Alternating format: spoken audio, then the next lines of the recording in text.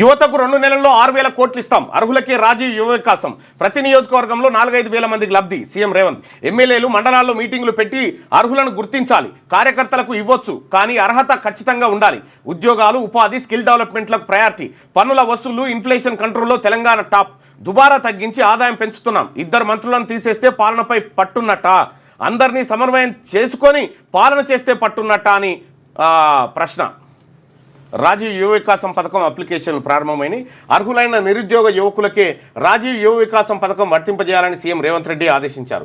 గ్రామాల్లో ఉండే నిరుద్యోగ యువకులతో పాటు ఎమ్మెల్యేల వెంట ఉన్న కార్యకర్తలకు సైతం ఈ స్కీమ్ కింద స్వయం ఉపాధి కల్పించాలని, కాకపోతే వారంతా ఖచ్చితంగా అర్హులై ఉండాలని సూచించారు. ఇందుకోసం రాబోయే 2 నెలల్లో ఎమ్మెల్యేల చేతుల్లో 6,000 కోట్లు పెట్టబోతున్నట్టు చెప్పారు.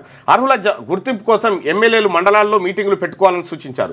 పారదర్శకంగా పథకాన్ని అమలు చేయాలని, అర్హులకు మాత్రమే ఇవ్వాలని తెలిపారు. అసెంబ్లీ ప్రాంగణంలో సోమవారం రాజీవ్ యువ వికాసం స్వయం ఉపాధి పథకం దరఖాస్తుల స్వీకరణ కార్యక్రమాన్ని ముఖ్యమంత్రి రేవంత్ రెడ్డి ప్రారంభించారు. సేమ్ ఇది ఎట్లా ప్రారంభించారో ఆ కులగణన కూడా గట్లే ప్రారంభిస్తే బాగుంటుంది, అయిపోతుండే. సేమ్ వీళ్ళందరినీ పిలిచి చేసి ఉండే.